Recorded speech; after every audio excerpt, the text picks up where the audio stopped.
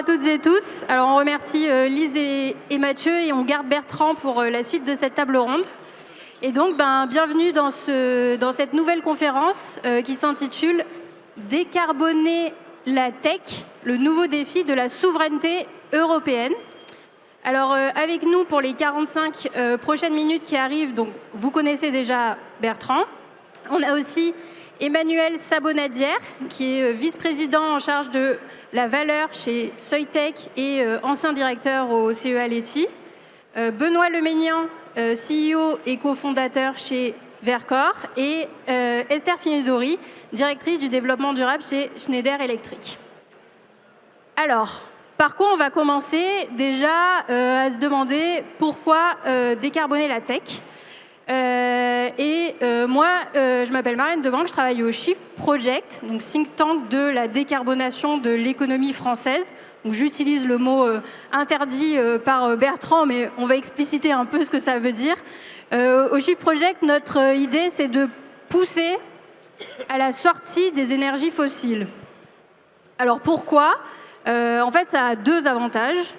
Le premier, évidemment, c'est que ça réduit nos émissions de gaz à effet de serre. Et le deuxième, c'est que ça nous permet aussi de s'améliorer un petit peu en souveraineté énergétique. Parce qu'aujourd'hui, sur notre territoire, on ne produit que 1/5 de toute l'énergie qu'on consomme. Donc, quelque part, on a 4/5 de dépendance. Et alors, une fois qu'on a dit qu'on veut décarboner la tech, eh ben, en fait, pour le faire, on a plein de façons différentes de le faire. Donc, on a face à nous plein d'options. On peut électrifier des choses. On peut les rendre plus efficaces, comme ce que disait Bertrand. On peut faire de la sobriété.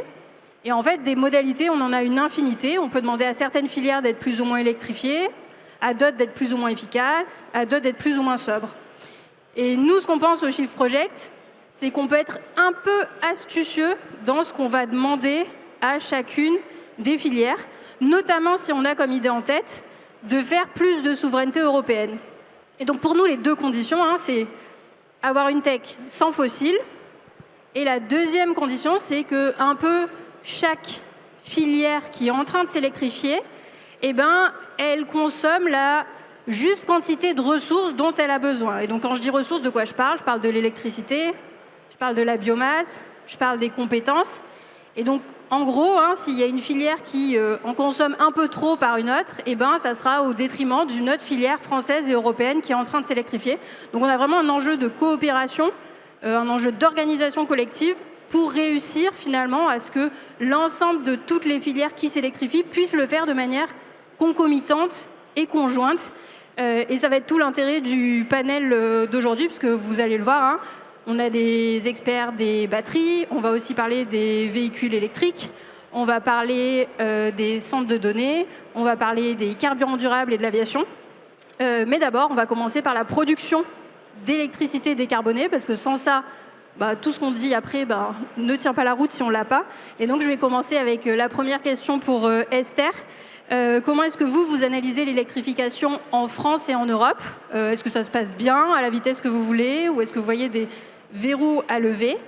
Vous, pour travailler sur cette électrification, est-ce que vous utilisez un peu des projections long terme ? Si oui, est-ce que c'est vous qui les faites ? Est-ce que vous utilisez des projections faites par d'autres ?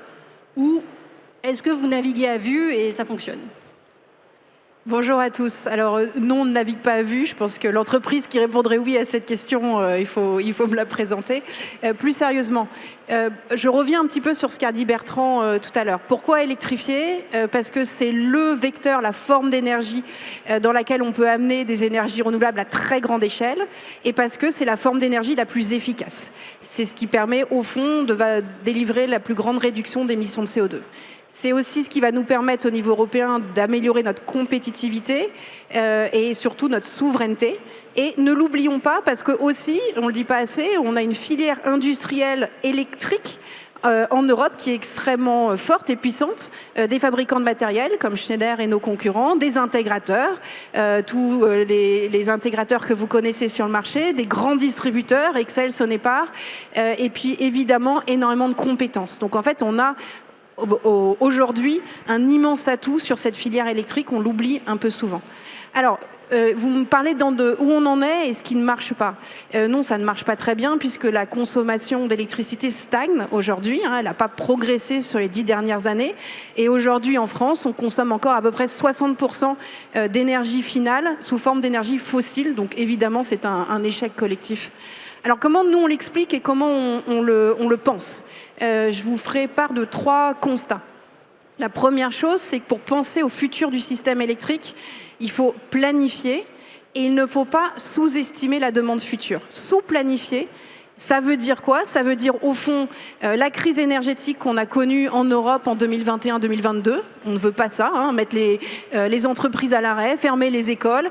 Donc, sous-planifier, c'est structurellement mettre en danger, en risque, la résilience de son économie. Ou sous-planifier, c'est ce qu'on observe aujourd'hui aux États-Unis, avec le boom des data centers, se retrouver dans des situations de conflit d'usage et puis d'impact sur les prix qui posent même des questions politiques sur combien les ménages vont payer aux États-Unis pour leur électricité demain, ce qui évidemment crée beaucoup d'émoi pour les citoyens. Donc il faut planifier et il ne faut pas sous-anticiper l'évolution massive qu'on va avoir vers l'électrification.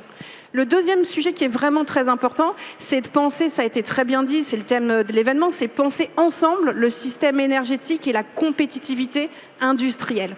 L'énergie et les compétences, les gens et l'énergie, au fond, c'est les 2 ressources dont vous avez besoin et que vous ne pourrez pas importer si vous ne les avez pas pour créer une industrie et produire en Europe.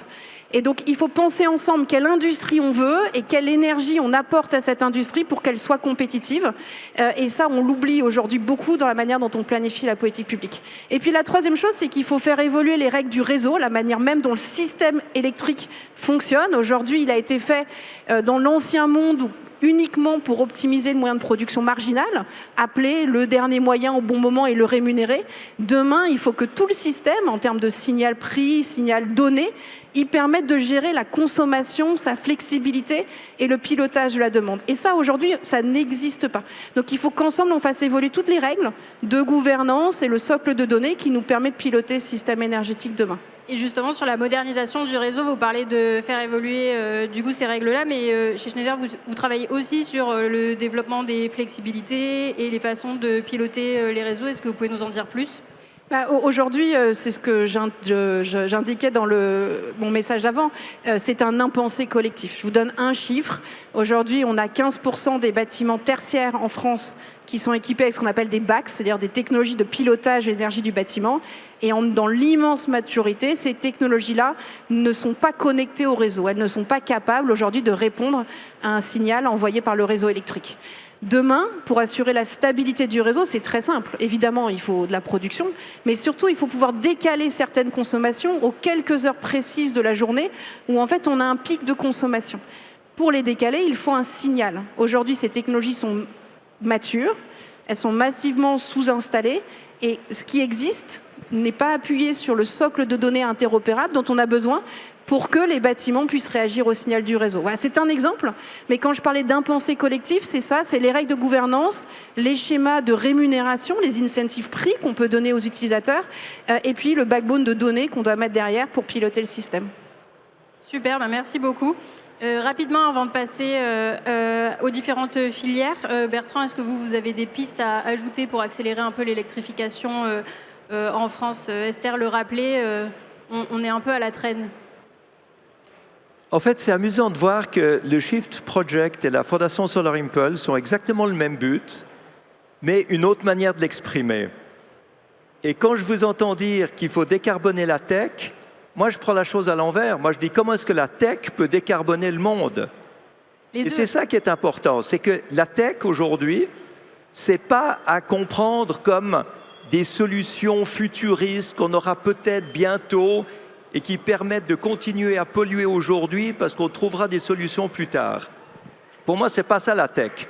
La tech, c'est tout ce qui existe déjà.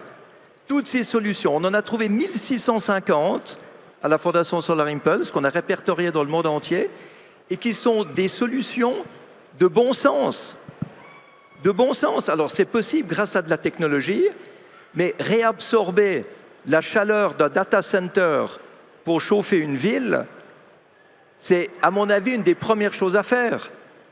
Ça voudrait dire qu'on peut utiliser Hiver. 2 fois la même énergie. C'est 2 fois moins cher pour chacun et c'est 2 fois moins de pollution. Passer à la voiture électrique, c'est très bien pour rouler, mais qu'est-ce que vous faites quand la voiture ne roule pas? Eh bien, vous pouvez avoir un système de car-to-grid où la voiture est chargée par des énergies intermittentes pendant la journée, quand elle ne roule pas. Et dans les pics de consommation dont parle Esther, vous déchargez la batterie de la voiture sur votre maison. Alors, quand vous parlez aux gestionnaires de réseau, ils vous disent « c'est pas possible, ça va faire sauter le réseau ». Pas du tout. Schneider Electric a un système qui permet d'isoler la maison du réseau. Et vous fonctionnez toute la soirée sur la batterie de votre voiture, et la nuit, quand personne n'utilise de l'électricité ou presque, vous rechargez votre voiture pour être prêt le lendemain. Donc en fait, il faut être intelligent. Et moi, c'est ça que je trouve extraordinaire, c'est qu'on doit passer d'un stupid grid à un smart grid. On doit passer d'une bêtise du consommateur qui n'y connaît rien à l'intelligence d'un consommateur qui va permettre de devenir efficient. Et c'est un état d'esprit, mais cet état d'esprit, il est possible grâce à toutes ces innovations. Et si on modernise, eh bien la décarbonation, elle va venir comme une conséquence logique de la modernisation. C'est ça qui est fondamental. Si vous attaquez le problème par la fin, vous découragez les gens. Si vous encouragez les gens par un autre côté, vous obtiendrez le même résultat, mais avec une adhésion populaire, une adhésion des entreprises, une adhésion des politiques. Eh ben, ça nous fait la transition avec Benoît qui va nous parler de la filière batterie en France et en Europe. Comment ça se passe? Comment vous analysez le déploiement de cette nouvelle filière? Et est-ce que, au passage, vous avez un peu des estimations pour nous en nombre de batteries aussi pour qu'on puisse se rendre compte? Alors ça se passe assez bien, mais on va faire un sondage dans la salle. Ceux qui ont franchi le pas de rouler en véhicule électrique, est-ce que vous pouvez lever la main? Alors vous voyez, ça se passe bien, mais pas assez bien en fait. Parce qu'aujourd'hui, et je souscris tout à fait à ce que dit souvent Bertrand Piccard, il n'y a rien de mieux qu'une voiture électrique. Vous n'avez pas besoin de mettre d'essence, vous n'avez pas besoin de vous saigner pour faire une vidange, et vous n'avez pas besoin de changer les plaquettes parce que ça freine tout seul. Alors pourquoi on ne le fait pas? Ça, c'est une bonne question. Alors, on ne le fait pas parce qu'on trouve des excuses. Et on trouve des excuses en se disant « Ah, mais j'aurai pas l'autonomie » ou alors « Ah, mais l'hiver, je ne sais pas si ça va marcher » ou alors « Ah, mais j'ai pas de borne de recharge ». Bref, on a une solution qui est déjà économique, qui est bien meilleure, qui évidemment décarbone pour au moins 80%, qui est disponible avec plein de produits différents fabriqués en Europe, qui permettent de charger sa voiture la nuit et de faire marcher sa friteuse la journée avec la même batterie. Donc ça, c'est quand même un gros avantage. Mais le changement ne va pas assez vite sur le plan des comportements individuels et du comportement aussi sociétal. On a vu en France, on a essayé de faire passer les ZFE, on n'y est pas arrivé, donc ça a reculé. Donc là, il y a un changement à faire. Sur le plan industriel, c'est important. La filière automobile, c'est à peu près 10% du PIB européen. C'est quand même autour de 15 millions d'emplois, donc ça, c'est très important. Donc l'enjeu de ce qu'on fait avec Verkor et de ce qu'on fait avec d'autres acteurs également, c'est de pouvoir localiser cette chaîne de valeur, s'appuyer sur les compétences à la fois sur le produit, mais également sur les compétences industrielles qui sont importantes et qui nécessitent de la constance, de l'engagement pour développer ces technologies-là. En France, le marché des voitures électriques, c'est 22% à peu près en 2025. Ça va continuer à croître. Encore une fois, ça croît parce que, bien sûr, il faut le faire, mais ça croît fondamentalement parce que c'est un bien meilleur produit en vérité. C'est un produit qui répond bien mieux à l'essentiel des besoins et on l'oublie trop souvent. Elon Musk, il n'a pas fait Tesla pour faire d'abord des voitures pour le climat. Il a voulu faire la meilleure voiture du monde avec la Model S il y a 15 ans déjà. C'est ça qui s'est passé. Et donc ça, c'est un premier point.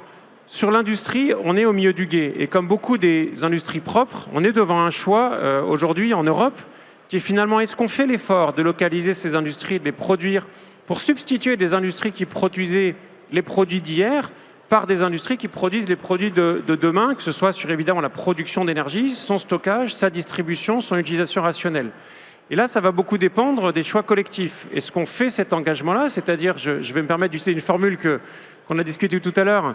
Est-ce qu'on choisit de payer nous-mêmes le coût du système social en Europe? Ou alors, est-ce qu'on paye des gens à ne pas travailler et on achète moins cher ailleurs? C'est un petit peu la question qui va s'offrir à nous.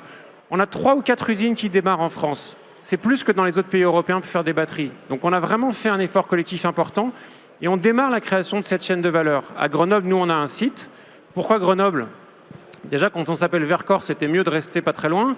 Mais surtout parce qu'à Grenoble, on a une concentration d'experts en électrochimie et en industrie de process qui est très très forte. Bien meilleure que dans beaucoup d'autres pays européens. Donc la compétence, elle est là. Évidemment, les gens savent ce que c'est que l'industrie avec ce que fait aussi tout le monde du semi-conducteur. Et on a un deuxième site à Dunkerque. Et à Dunkerque, qu'est-ce qui se passe? On démarre cette usine pour faire des batteries pour à peu près l'équivalent de 200 000 voitures chaque année. On va avoir un ramp-up, mais on pourra faire 200 000 voitures. Avec les autres usines, ça fait l'équivalent autour d'1 million de voitures électriques qu'on est capable de produire en France. Le marché européen, c'est 20 millions. Je vous ai dit, il y a 20% de voitures électriques, autour de 4 à 5 millions de voitures qui vont être à fabriquer. Donc on est encore, même si on a quelques projets, qu'au début. Donc il y a besoin de continuer à faire émerger cette filière et ça nécessite du soutien des pouvoirs publics et de la législation, de la protection, parce que dans une industrie qui démarre, il est important de lui donner le temps de grandir avant d'aller chercher les efficacités industrielles que d'autres géographies comme la Corée ou la Chine ont obtenues. Et puis de la collaboration, parce qu'il est important aussi de travailler, comme ça a été bien fait dans le bassin grenoblois sur les semi-conducteurs, en équipe, en meute, et c'est comme ça qu'on va chercher l'efficacité. Et J'aimerais juste faire le lien entre ce que vient de dire Benoît, ce que vient de dire Esther et l'efficience. Une voiture électrique a besoin de 3 fois moins d'énergie par kilomètre qu'une voiture thermique. 3 fois moins. Donc avec la même énergie, vous faites 3 fois plus de kilomètres en voiture électrique. Donc c'est clair que électrifier l'Europe, c'est permettre de diminuer considérablement nos importations d'énergie fossile. Donc pour l'environnement, oui, mais également pour tout ce qui est souveraineté et suppression de cette dépendance à l'étranger. C'est vraiment important de comprendre ça quand vous roulez en voiture électrique. Et ça me fait des choses de moi à dire, c'est merveilleux. Et sur le lien entre la filière batterie et la filière auto, comment ça se passe? Et en particulier aussi, puisque au Shift, nous, on essaye de mettre en avant la petite voiture électrique, non pas pour la rendre moins désirable comme ce que dit Bertrand, mais plutôt parce qu'on trouve que c'est un bon compromis en termes de quantité d'utilisation de ressources, d'accessibilité économique, de positionnement dans les villes. Est-ce que les batteries que vous faites, elles marchent avec les petites, les moyennes et les grosses voitures électriques? Alors les batteries qu'on fabrique peuvent marcher avec des petites, des moyennes, des très grosses voitures qu'on appelle des camions, parce qu'en fait, ce sont comme les petites piles que vous utilisez dans les objets des enfants, ce sont des objets qu'on peut mettre les uns à côté des autres pour augmenter finalement la capacité unitaire. Donc par exemple, dans le premier véhicule qu'on va alimenter, qui est un véhicule qui s'appelle l'Alpine, on sera également sur le véhicule qui s'appelle le Scénic, on ne met pas le même nombre de ces petites batteries, et donc ça donne une capacité de rétention d'énergie qui est différente. Autrement dit, nous, on offre une solution modulaire et ensuite aux constructeurs avec un S automobile de faire leur choix de mettre telle ou telle batterie sur tel ou tel véhicule en fonction de ce qu'ils perçoivent de la demande du marché. Et je suis un petit peu comme vous, toujours plutôt favorable à ce qu'on ait des véhicules de plus petite taille, ça limite la consommation de ressources. Je constate quand même qu'il y a eu pendant des années en vente un véhicule qu'on a tous oublié qui s'appelait la Lupo 3 litres. Alors c'était pas chez Renault, c'était chez Volkswagen. Ils en ont tellement pas vendu qu'ils ont arrêté. Pourtant c'était pas cher, ça consommait pas grand chose. 3 litres, c'est pour 3 litres au 100. Mais ça correspondait pas vraiment à ce que les gens voulaient acheter. Donc il y a aussi une transformation de l'imaginaire à faire pour aller vers plus l'usage que l'objet statutaire, parce que la voiture, ça embarque aussi évidemment beaucoup de l'imaginaire collectif. Et peut-être moins en France, mais en Allemagne, en Belgique ou en Roumanie, vous négociez pas votre salaire, vous négociez la voiture de fonction. Donc il y a quand même tout ça qui est embarqué qu'il va falloir aussi faire évoluer. Ensuite, l'autre point, c'était sur la partie vraiment filière avec les constructeurs automobiles. Ils se sont engagés fortement dans l'électrique, c'est aussi pour ça qu'ils demandent de la constance. Ils voient que la demande arrive, mais peut-être moins vite que ce qui était prévu il y a 4 ou 5 ans. Et les gammes sont là, et quand le véhicule répond bien à son marché, vous le voyez avec la Renault 5, la 5 de Renault, pardon, qui marche vraiment très très bien, qu'on voit énormément, et ben ça décolle, ça démarre. Et puis l'adoption augmente, et le gros avantage de l'électrique, c'est qu'on ne revient pas en arrière. C'est-à-dire que les gens qui ont basculé sur un véhicule électrique, ils trouvent ça tellement bien que, ok, pour aller à Marseille, je vais peut-être m'arrêter 2 fois, mais c'est très bien, c'est plus tranquille, j'arrive moins fatigué, donc je ne reviens pas en arrière. Donc la tendance est là. Il y a d'autres véhicules qui peut-être marchent moins bien, et puis il y a les questions aussi de coût. L'enjeu, et ça c'est sur beaucoup de sujets d'électrification, d'être capable d'intégrer dans le prix d'achat les réductions futures de dépenses qu'on aura sur le coût d'usage du véhicule. Et ça, évidemment, ça pose une difficulté de financement d'un investissement qui, il faut le dire, est un petit peu plus élevé aujourd'hui sur une voiture électrique qu'une voiture thermique de gamme équivalente. Et ça fait partie des sujets sur lesquels les constructeurs travaillent avec les solutions de leasing. Et on doit aussi travailler pour envoyer les bons signaux. La France l'a fait avec le leasing social, qui est un grand succès, où on accompagne peut-être les revenus plus modestes à accéder à cette technologie. Ça marche. Et alors, dernière question sur les batteries pour Emmanuel et ou Benoît, vous me direz.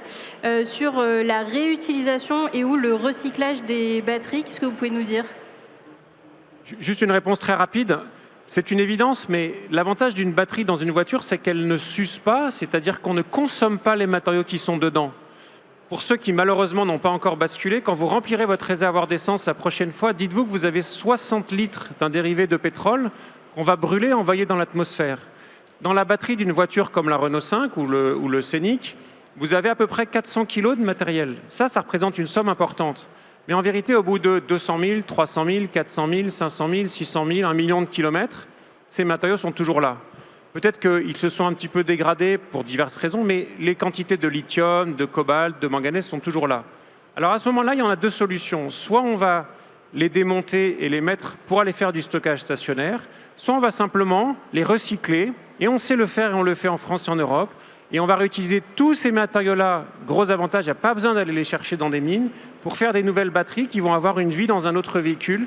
Donc l'enjeu de l'Europe, c'est de se constituer ce stock roulant de métaux pour la transition qu'on va réutiliser. Technologiquement, il n'y a aucun problème, on sait le faire. Emmanuel? Non, tout a été dit. Et ce que disait Bertrand, la voiture qui est finalement une source d'énergie pour la maison, quand la maison en a besoin, c'est un aspect dynamique du stockage. Et ce que vient de dire Benoît est tout à fait vrai. Les voitures aujourd'hui électriques durent à peu près entre 8 et 10 ans. Qu'est-ce que devient leur batterie? Soit elles sont recyclées, soit elles sont réutilisées dans la maison, plus de 25 ans en stockage stationnaire. Et là où vous aviez un radiateur hier, vous aurez demain probablement une batterie dans la maison qui fera du stockage et qui permettra de gérer, comme le disait si bien Esther, ces gestions dynamiques et très locales de l'énergie. Ça marche. Et bien après avoir parlé batterie et véhicules électriques, on va maintenant parler un petit peu avion. Puisque, si je ne m'abuse, Bertrand, vous ne leur avez pas encore beaucoup parlé avion. Vous leur avez beaucoup parlé transition. Mais on va en profiter un petit peu pour parler avion.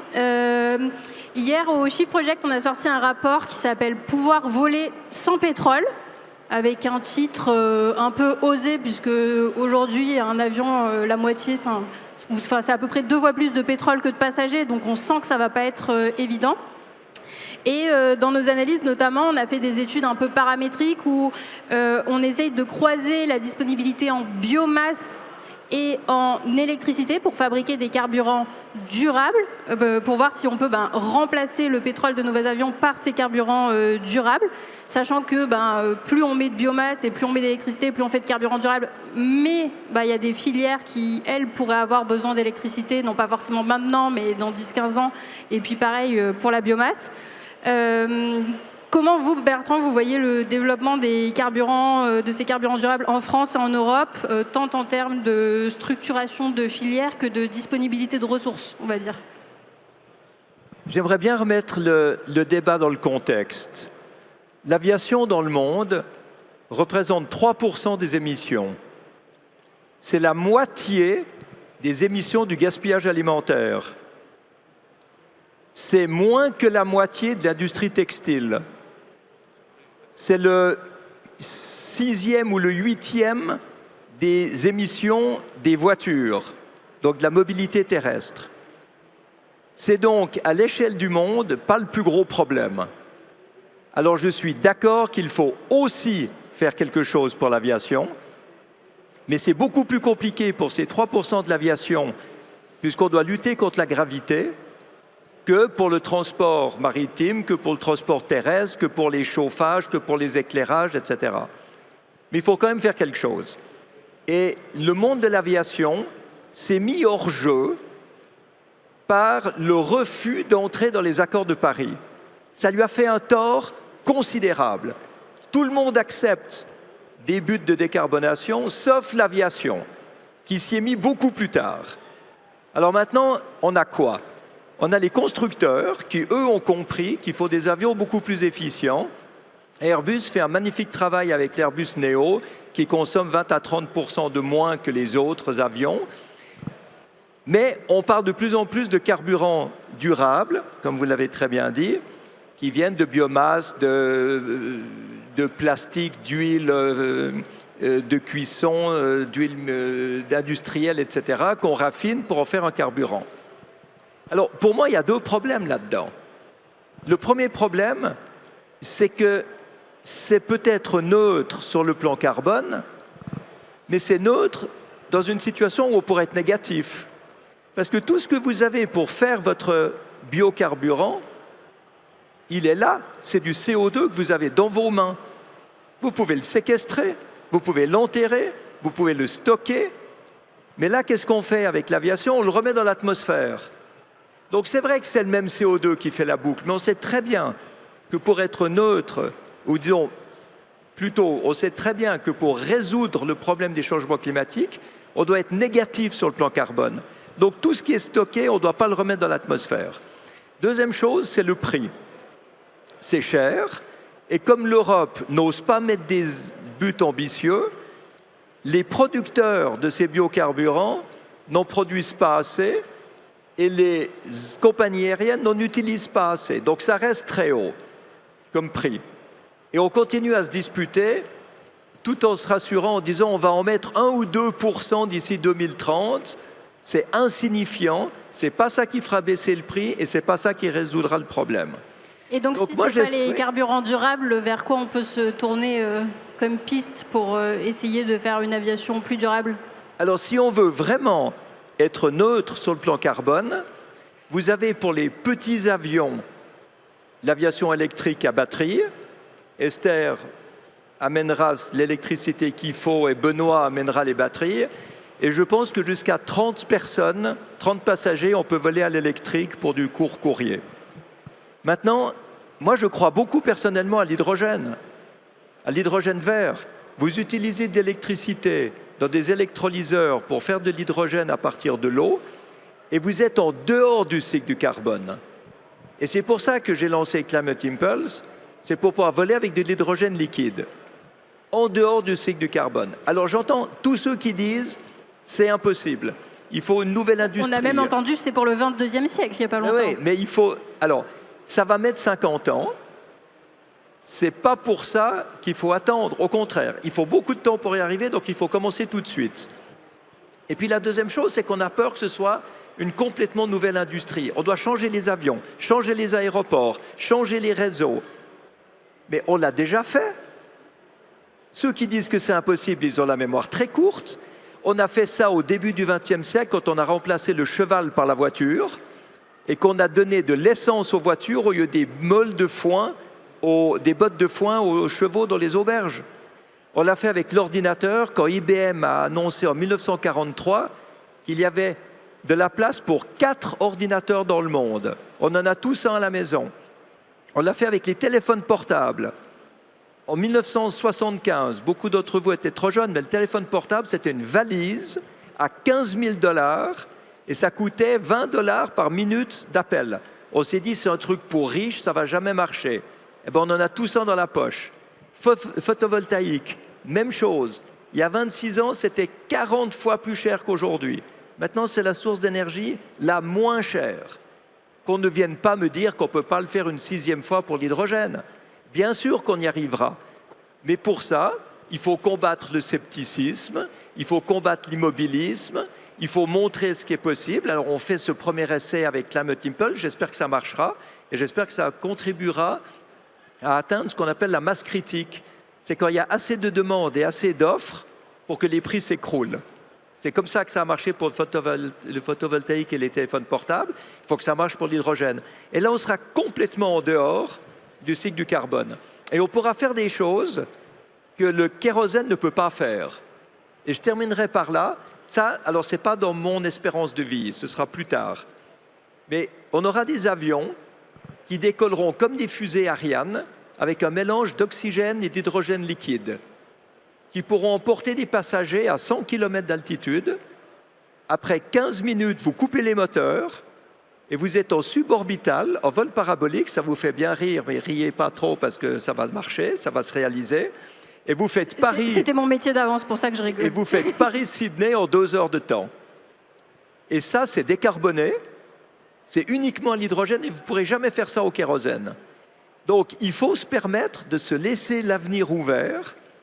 Et il ne faut surtout pas dire que c'est impossible, parce qu'ensuite, on paraîtra complètement stupide au moment où ça se réalisera. Non, je rigole puisque c'était mon métier d'avant, je travaillais sur Ariane. Et malheureusement, Je sais que vous savez que c'est possible. Ah, voilà. Dans le domaine des fusées, un peu comme l'aviation, on a aussi le problème des effets hors CO2. Et donc là, on a une étape, on essaye de comprendre à quel point les fusées polluent dans la troposphère. Et donc, avant d'avoir un bilan net positif, on est encore à des étapes de recherche pour essayer de comprendre un peu les impacts de tout ça.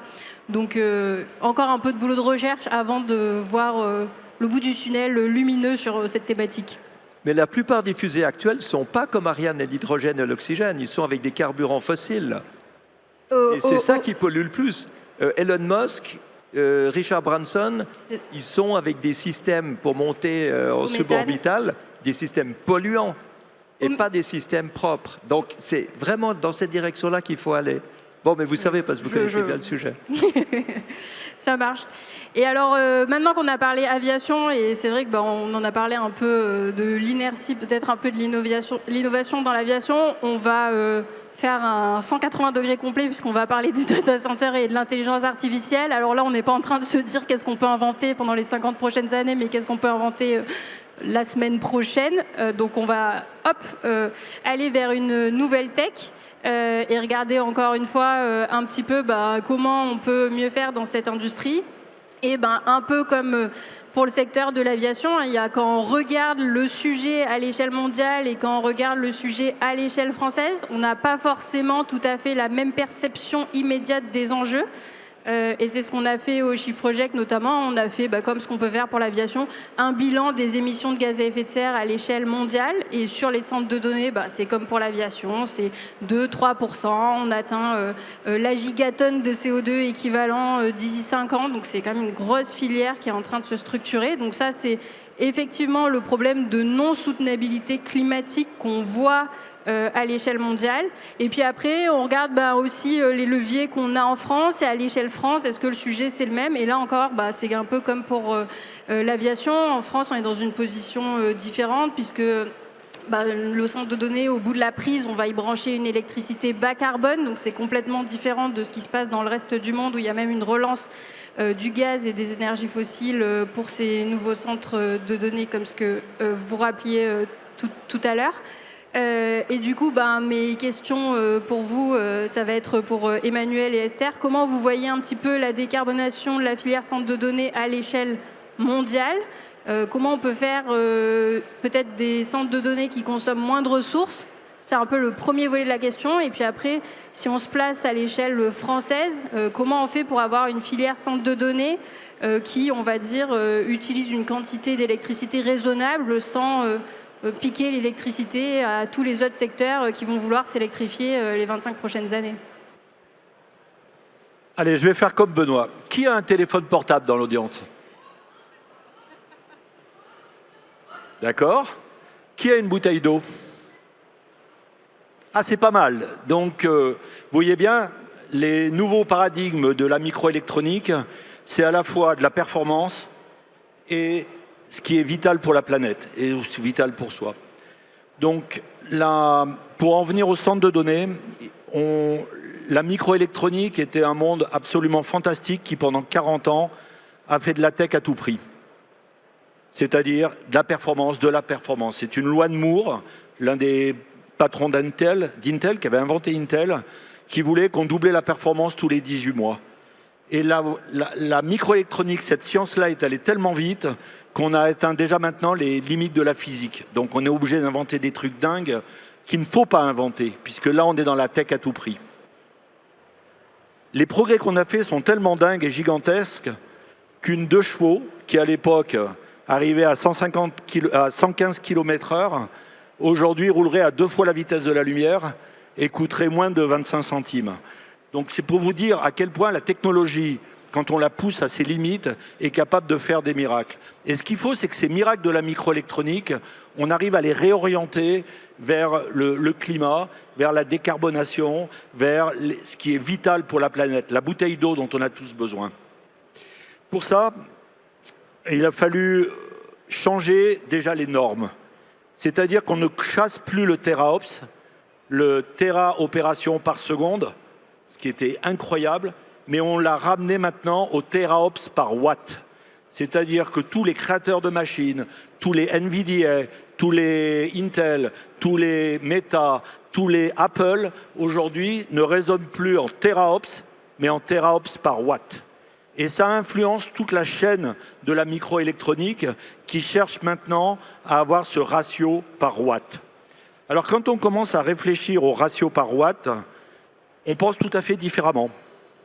Les data centers, vous qui avez tous des téléphones portables, vont être truffés d'intelligence artificielle et c'est bien. C'est une bonne chose en soi, parce que ça résout plein d'autres problèmes qui sont compliqués à résoudre.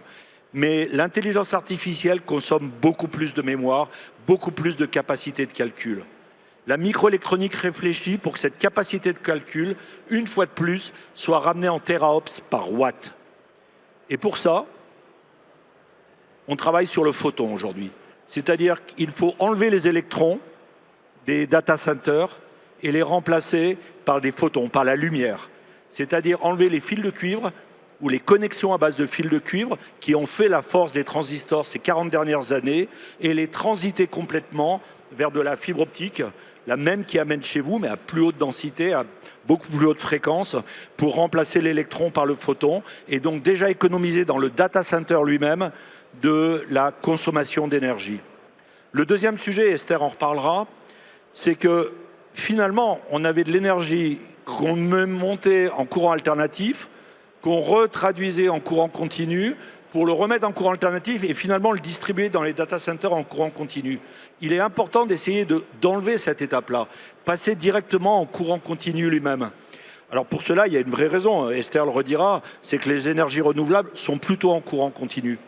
Mais d'un point de vue électronique, c'est assez compliqué, puisqu'il faut des convertisseurs d'énergie. Et là encore, et c'est là où la tech peut se décarboner aussi par elle-même, l'idée n'a pas été de rechercher le silicium, qui était notre matériau de base, et heureusement, on en trouve beaucoup, mais de passer vers d'autres matériaux, comme le silicon carbide, et qui était un matériau très intéressant, parce qu'il permet d'avoir des taux de conversion beaucoup plus faciles et beaucoup plus efficaces, et donc d'éviter de passer trop d'énergie dans la conversion courant alternatif continue. Ce silicon carbide, il nous vient du ciel, un peu plus haut que votre avion, puisqu'en fait, c'est une météorite, c'est une fusion d'un atome de silicium et d'un atome de carbone, et il a des propriétés électriques extrêmement intéressantes. Et d'ailleurs, le premier qui l'a mis dans ses voitures électriques, entre les batteries et les moteurs de traction, c'est Elon Musk, et la suprématie de Tesla sur les kilomètres parcourus venait du silicon carbide. Donc vous voyez, il faut aller loin dans la matière, loin dans les recherches, pour essayer de trouver des bonnes façons de décarboner la tech, tout en ne privant pas, ne vous privant pas, ne se privant pas des bénéfices de la technologie elle-même. C'est vital, c'est la bouteille d'eau. Aujourd'hui, les data centers, c'est 200 TWh, c'était 200 TWh. Aujourd'hui, on est à plus de 400 TWh dans le monde. C'est à peu près la production d'énergie de la France. Et si on n'avance pas vite et bien, notamment dans les photons et dans la photonique et dans la transition à base de silicon carbide, on sera au-delà du 900 TWh, 1000 TWh à horizon 2030. Donc il y a une urgence, mais la tech, c'est fait pour relever ces défis-là et je crois que la microélectronique est bien partie pour ça. Et pour renforcer un peu cette urgence, c'est vrai qu'aujourd'hui, c'est une consommation à peu près comme celle de la France, mais c'est surtout que derrière la prise, pour 50%, c'est d'origine fossile. Donc en termes d'impact, c'est pas l'impact de la France, c'est quand même une autre gamme d'impact. Et je voulais juste continuer en reposant une question à Emmanuel. Le paradigme de l'efficacité, moi, de ma perception, j'ai l'impression que dans ce secteur, on y est quand même depuis longtemps et on a bénéficié de gains énormes d'efficacité. Et des fois, on voit passer des chiffres, des fois 100 000 en 5 ans, des choses comme ça. Et à chaque fois, toutes les personnes font de l'efficacité, que ce soit dans le hardware, dans le software, à toutes les étapes. Et en même temps, ces gains d'efficacité n'ont pas empêché quand même finalement une hausse absolue des émissions de gaz à effet de serre de cette filière. Donc on a besoin de l'efficacité, mais il nous manque encore des petites quelque chose sur notre triptyque, on va dire efficacité, électrification, sobriété. Non, mais vous avez tout à fait raison. La microélectronique, pour être tout à fait clair, pendant 40 ans, a répondu de manière magistrale aux défis d'efficacité que lui posait le monde. Et ne raisonnait que efficacité. Maintenant, c'est raisonner efficacité énergétique. Pourquoi la microélectronique s'est autant embarquée dans la voiture électrique? À la fois pour les charger, pour avoir du chargement bidirectionnel, on en parlait tout à l'heure, pour avoir une meilleure efficacité entre les batteries et les moteurs de traction. C'est parce qu'on sait qu'avec à peu près 150 millions de voitures sur la route, et on voit qu'on est en train d'y arriver, on a une gigatonne d'économie de CO2. Donc il est super important que ces ratios-là rentrent et arrivent à toucher le grand public. Et la microélectronique là-dessus, oui, a été... Si on a tous des téléphones portables efficaces, c'est bien parce qu'on a été là et qu'on a su faire ces objets-là. Et maintenant, c'est transformer ces objets-là par le changement de normes que s'impose la microélectronique en des objets efficaces aussi écologiquement, environnementalement parlant. Alors, je vais faire beaucoup écho à ce qui a été dit et puis y apporter une coloration en termes de politique publique et de planification parce que c'était aussi votre question. Premier point extrêmement clair, l'efficacité énergétique, elle est au cœur même de l'activité du data center, du plus petit objet, l'électronique, jusqu'au data center lui-même, tout simplement parce que le coût de l'énergie, c'est un des postes de coût principaux quand on opère un data center. Et donc, par exemple, dans un bâtiment, le coût de l'énergie, c'est pas vraiment nécessairement votre première préoccupation. Dans un data center, ça l'est. Et donc, par nature, par essence, cette filière-là est extrêmement préoccupée des gains d'efficacité énergétique avec, on l'a très bien compris, une rapidité d'innovation qui est absolument phénoménale. Le deuxième point qu'on a entendu, je vais réinsister, il est intéressant, c'est qu'on a devant nous une profonde rupture technologique à venir sur l'architecture électrique qui permet de servir ces besoins, c'est les architectures en courant continu qui ont été mentionnées. Et là, je voudrais émettre un petit point d'alerte parce que c'est aussi le thème de cette conférence. Je vous ai dit tout à l'heure, on a une filière électrique extrêmement forte et puissante en Europe, une filière électrique forte et puissante historiquement sur les technologies en courant alternatif. Où se produisent aujourd'hui dans le monde les deux grandes révolutions technologiques qui vont tirer l'innovation en courant continu? Aux États-Unis avec le data center, en Asie, notamment en Chine, avec les énergies renouvelables. Je n'ai pas mentionné l'Europe. Si on rate ces grands tournants technologiques, on peut potentiellement perdre aujourd'hui une souveraineté industrielle qui existe sur notre continent. Donc notre lenteur à adopter ces grandes réformes technologiques, à être les plus innovants, peut demain nous mettre dans une situation où on n'est plus en maîtrise, on n'est plus les premiers dans cette filière industrielle alors qu'aujourd'hui on l'est. Donc c'est important et ça doit être une prise de conscience collective. C'était assez clair dans ce que disait Benoît, où en fait stratégie industrielle et stratégie d'innovation, c'est les emplois et la valeur de demain. Troisième point que je veux apporter, dans votre question, il y a beaucoup la question du conflit d'usage. Est-ce qu'au fond, on l'a, cette électricité? Je pense sincèrement que ce n'est pas du tout la bonne manière de se poser la question. Donc on diverge dans notre manière d'approcher le problème. Est-ce qu'en tant que continent, région, l'Europe et en tant que pays, on veut avoir des data centers sur notre sol? À mon avis, oui, pour deux raisons très simples. On comprend bien que c'est un enjeu critique de souveraineté, de maîtriser sa puissance de calcul.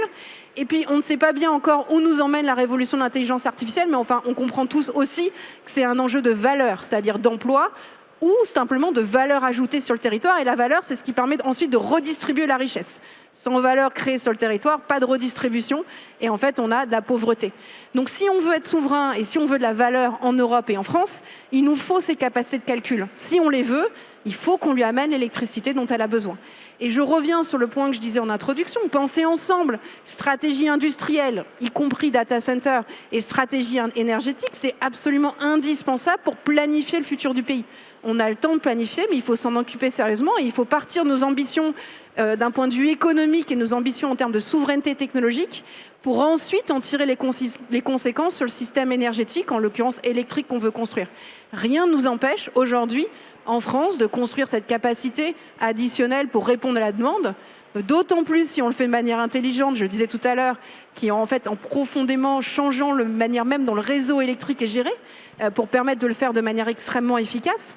Mais il faut se le voter comme une priorité et ensuite être clair et cohérent dans la manière dont on déploie notre stratégie industrielle et énergétique. Et c'est vrai que c'est là où le bât blesse, c'est très, très clair dans ce que disait Benoît tout à l'heure. On navigue quand même constamment dans nos incohérences et on perd de vue quels sont nos grands objectifs industriels et énergétiques dans la manière dont on gouverne la France et l'Europe aujourd'hui. Pour alimenter un peu ce que vous disiez, hein, en Europe, chaque année, on achète pour 265 milliards d'euros de services numériques et d'intelligence artificielle, pas en Europe. Donc ça vous donne un peu l'ordre de grandeur, la magnitude de ce que vous étiez en train d'exprimer. Et là, je déroge à une règle du chiffre qui est de ne pas parler en euros. Désolée.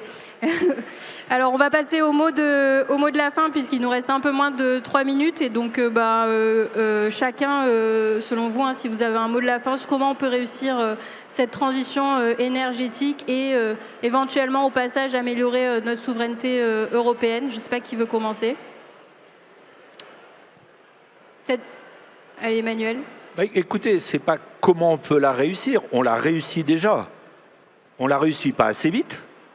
On la réussit pas avec assez d'engagement, mais on la réussit déjà. Si vous aviez une baguette magique, un souhait... Ceux qui l'ont hélas bien compris, que finalement cette révolution a bien déjà démarré, c'est les Chinois. C'est-à-dire qu'ils appliquent les mêmes recettes de gains en coûts et ils doivent se mettre aussi sur les contraintes des watts pour avoir des coûts par watt. Et là-dessus, je suis contre des barrières absolues puisque notre monde échange beaucoup, mais changeons les normes. Donnons, quand on achète quelque chose, son équivalent en watts, ce qu'il coûte en watts, pour que ces normes-là, faites doucement changer les attitudes. Si on a pu changer dans la microélectronique, on arrivera à changer mondialement. Ça marche. Benoît ? Alors, je pense qu'on a tout ce qu'il faut, mais on a une difficulté européenne et française en particulier dans l'articulation entre l'intérêt individuel et l'intérêt collectif. Donc ça vaut peut-être le coup de réfléchir un peu à ça. On oppose beaucoup ce qui se passe dans d'autres géographies, mais finalement, on refuse d'aller chercher des gains collectifs qu'on a abordés, je pense, tous ensemble aujourd'hui, par peur que ça pourrait contrevenir à notre intérêt ou liberté, ou vous l'appelez comme vous voulez, individuel. Et donc je pense que ça, c'est un sujet, je donne juste un exemple tout bête, mais il n'y a rien de plus simple que d'obliger, partout en France, partout en Suisse, partout en Europe, à ce qu'il n'y ait plus de place de parking qui n'est pas une prise électrique 16 ampères, c'est-à-dire équivalent d'un radiateur. Pourtant, on ne le fait pas parce qu'on dit mais ça va coûter plus cher, mais c'est très compliqué. Enfin, on trouve des excuses. Donc, pour des sujets aussi importants que cette souveraineté énergétique, climatique et digitale, parce que quand vous voyez dans la presse qu'aujourd'hui les gens se disent il est possible qu'un jour Google ne puisse plus opérer aux États-Unis, en France, pardon, et déjà certains d'entre nos concitoyens ne peuvent plus utiliser les services américains, où est notre souveraineté? Là, il y a quand même un enjeu. Et donc, si on n'a pas de data center, de suite logicielle, de filières pour des véhicules et la distribution électrique locale, on est complètement dépendant. Et donc, il faut mieux s'en rendre compte avant, accepter de faire l'effort, plutôt que de le subir plus tard. Merci. Esther ? De mon côté, je dirais, premier point, je l'ai suffisamment explicité, bien penser ensemble à notre stratégie énergétique et en fait à notre stratégie économique. Qu'est-ce qu'on veut en termes d'emploi, qu'est-ce qu'on veut en termes d'industrie et de construire le système énergétique, surtout électrifié, pour répondre à cette intention économique et industrielle. Et le deuxième point sur lequel je voudrais insister, c'était assez clair dans ce que disait Bertrand, ce futur système électrifié, il ne peut pas être construit sur le logiciel, les codes de pensée d'avant. Aujourd'hui, on a un système électrique qui, en gros, est juste fait pour optimiser par rapport au point marginal de fonctionnement. Et demain, il faut le réinventer, mais on l'a déjà fait. On a su se réinventer par le passé pour que ce système électrique, il puisse absorber ces nouveaux usages. Et en fait, il est assez urgent de le faire parce qu'il faut faire évoluer les prix, les architectures de données, les incentives qu'on donne aux différents acteurs économiques. Et il vaut mieux le faire avant que quand on sera coincé dans le déploiement de nos ambitions. Je pense que pour réussir cette transition, il faut la rendre désirable. Désirable par la population, parce que sinon le politique n'osera jamais. Désirable par l'économie, sinon là aussi le politique ne soutiendra pas. Et il faut bien voir une chose sur le plan général, pas ici parce que vous êtes tous convaincus, mais il faut bien voir que quand vous arrivez en parlant de solutions techniques pour protéger l'environnement, vous êtes pris par les écologistes pour un affreux capitaliste qui veut promouvoir l'économie. Et quand vous parlez d'écologie aux industriels, vous êtes pris pour un gauchiste écolo. Donc c'est ça qu'il faut arrêter, c'est cette polarisation. Il faut arriver maintenant à fédérer une écologie rentable grâce à l'efficience des solutions et une industrie propre qui se permette d'amener des solutions. Et le rôle du politique, c'est quoi? C'est d'encourager ce mouvement pour qu'on arrête le gaspillage. C'est le gaspillage qui détruit le monde. Ce n'est pas grand-chose d'autre. C'est le gaspillage qui carbone et change le climat. Donc si on devient efficient, on devient plus rentable et on répond à toutes les demandes et à toutes les exigences et à tous les besoins de tout le monde. Eh ben, je vous remercie à vous intervenants et toutes et tous. Et puis bon après-midi.